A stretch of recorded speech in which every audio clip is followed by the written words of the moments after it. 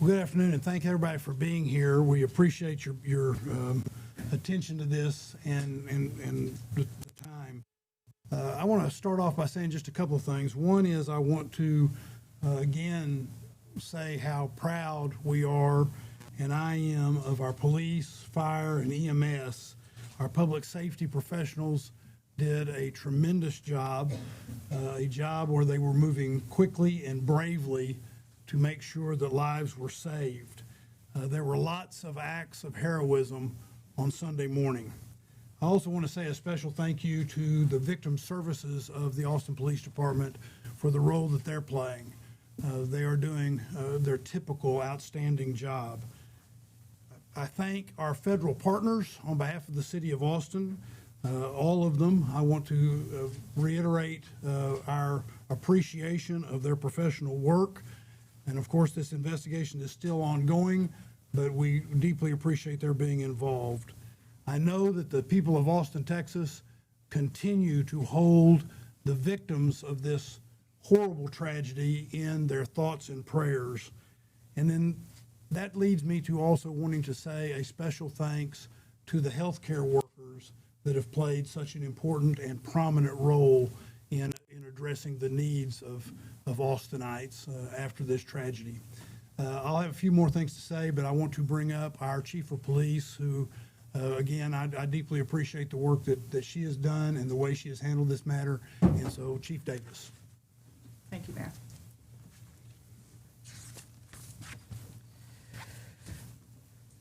The last 4 hours have been challenging in my career. This has been difficult for our community, devastating to the impacted families, and challenging to our APD family. I want to thank our federal partners, Special Agent in Charge, and the evidence response team with the FBI. APD could not do this alone. We are still in the early of this investigation. This is a complicated and large crime scene. Our priority is finding answers and the motives behind this crime. I want to thank everyone that has supported our communities and this response. Families will need this in the days ahead. I also want to thank victim services that have come in addition to APD's victim services. That includes FBI, the Travis County District Attorney, and multiple calls of people wanting to help. I cannot imagine the grief, pain, and loss these families are feeling today, and my heart is with them. Savitha, Sean, and Ryder Harrington. To the impacted families that are still waiting for answers, we are here for you. The Resource Center is being stood up. As we know, numerous people have been affected by this, and we are daily, hourly getting calls of people that have been victimized by this. The department will be releasing information soon on what that looks like. When I arrived on this scene, again, it was complex and very large. The work being done by the Austin Fire Department, the Travis County Emergency Medical Service, and APD was quite impressive. Once the initial scene was secured, we reached out to our federal partners and to address concerns of potential terrorism. We are working in tandem with the FBI, conducting numerous interviews and gathering evidence. If you can imagine, we have over 150 witnesses to this event that we are working with the FBI. And we are also investigating an officer-involved shooting. As I have committed in the past, in any officer-involved shooting, we will be releasing info as quickly as possible. Later this week, potentially Thursday, we'll be releasing body-worn camera of this event, as well as information on the suspect, including criminal history. Again, we are making, and I want you to know that we are making tremendous, significant progress in this case, but it will take time. In closing, I want to take a minute, as the mayor, echo the mayor, and talk about just the fantastic work that the Austin Police Department with the Travis County Emergency Medical Services did here. Multiple lives were saved. You know, in Texas, we are fortunate to have the Advanced Law Enforcement Rapid Response Training Center, and that's the Alert Center through Texas State University. And that training, there is no doubt that in that coordinated response with EMS saved lives this night. Mayor, I'll turn it back to you. Thank you. I also want to point out that we're joined today by our city manager, T.C. Broadnax, and a council member who represents the downtown area, Zoe Kadri. Before we take your questions, I want to say that we recognize that this is a very traumatic moment in our city. But when I talk about being proud of APD and fire and EMS, I want to also say how proud I am in how the people that are this city have reacted with such great compassion. We are all mourning together and grieving as a group, but we're seeing tremendous compassion and love coming out of the people of Austin. And so I urge everyone at this moment of trauma to reach out to each other and take care of each other and take care of our home. Be with each other. While this is a dark moment, our people are creating a lot of light in Austin, Texas. And what we do for each other matters. So now we're happy to, if there's a few questions, to take a few questions. Can we start over here? We can start over here and we'll go here. Yeah, has this impacted any plans, security plans for South by Southwest? It has not. You know, we have a press conference, I believe, next Thursday for our spring festival season. And certainly as we look at Austin and what makes Austin so great are those events. We are a major city police department, and we go in best practices. I feel confident that the resources we have in play, South by Southwest, will continue on, and it will be a safe festival season. Do we know how the suspect acquired these guns and whether they were acquired legally?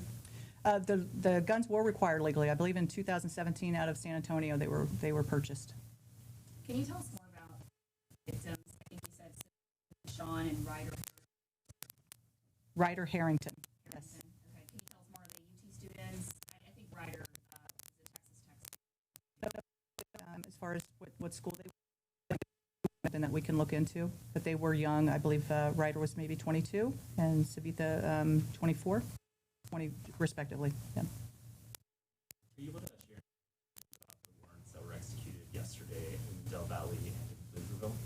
So anytime that you're doing an investigation like this, it's going to lead to search warrants. And so those warrants were based off information of where this person lived, addresses where he congregated, and from that.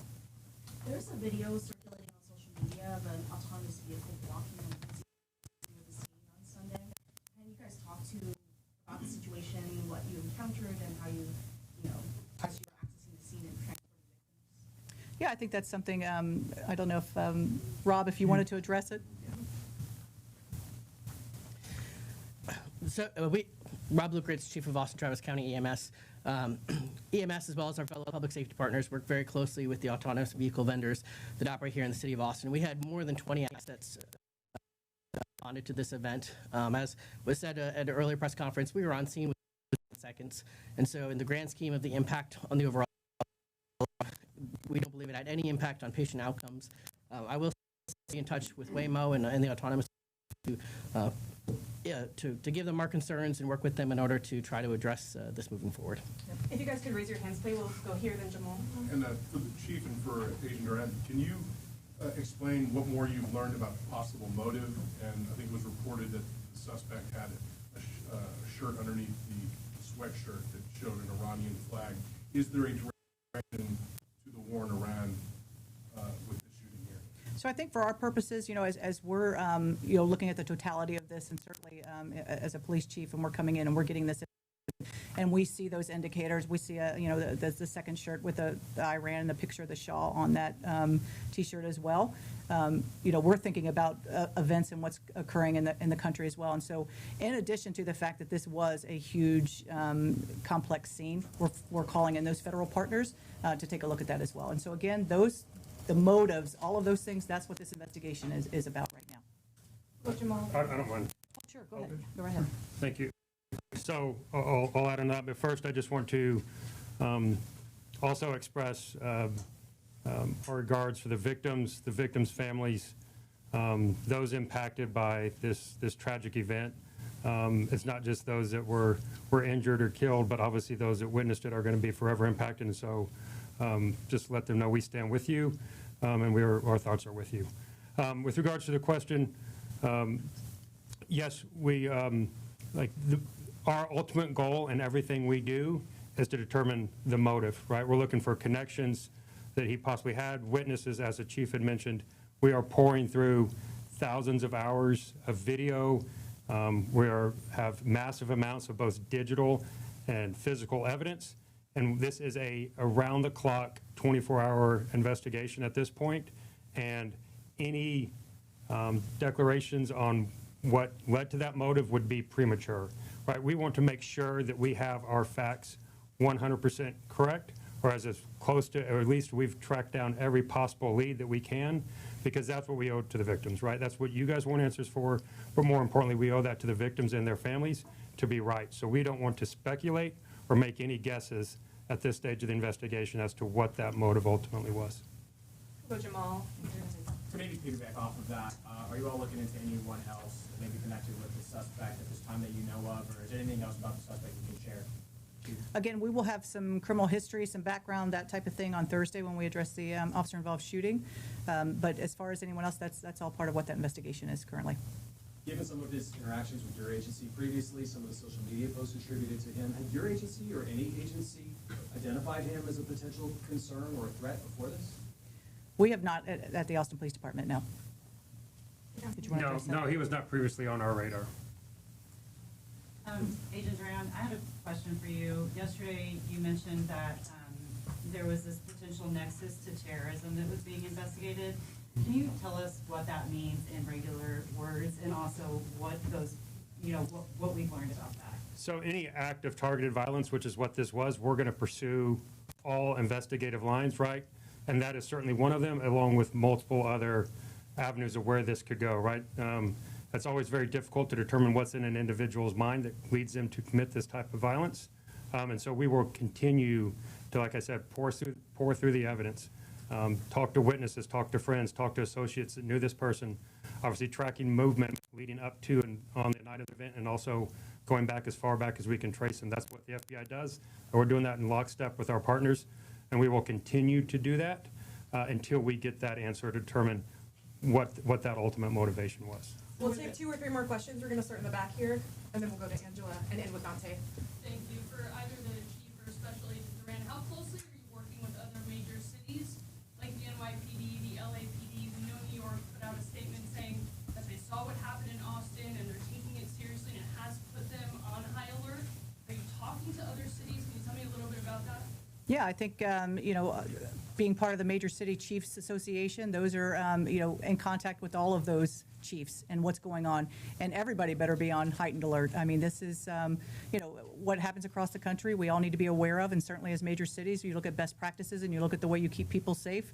That's absolutely important. And there's probably not a police chief across this country that's not talking to someone. Angela and Dante, you'll have the final question. So yesterday, 3 patients were in critical condition. Has there been any status updates on the hospitalized patients? I believe 1 patient will be taken off life support sometime today, and then 2 other patients are still critical. Can you clarify the victims' names and age, please? The victims that were killed, Yes. Savitha Sean, I believe she's 24. Could you spell that out, please? Savitha Shan, and Ryder, Ryder Harrington, Harngton. I believe he's 22. Dante, final question. I'm curious if you think that Austin's recent safer city initiatives and things like that contributed to faster response. Absolutely.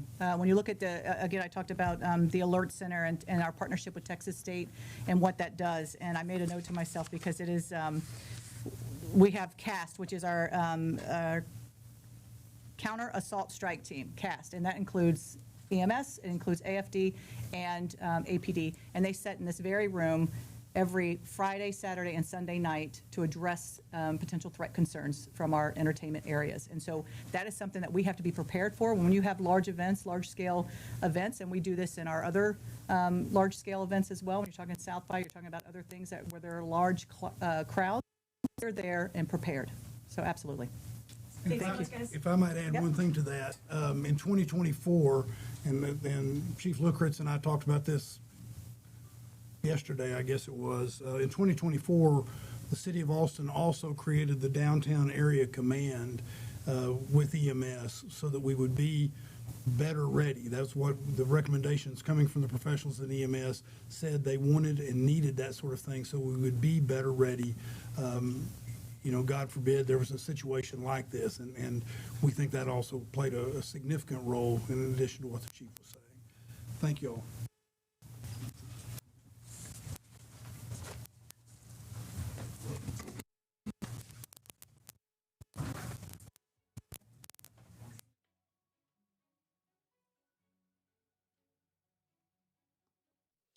All right, we just heard some updates from the Austin Police Department, the city mayor of Austin, Texas, as well as an FBI representative. And I'm going to recap some of those updates for us right here.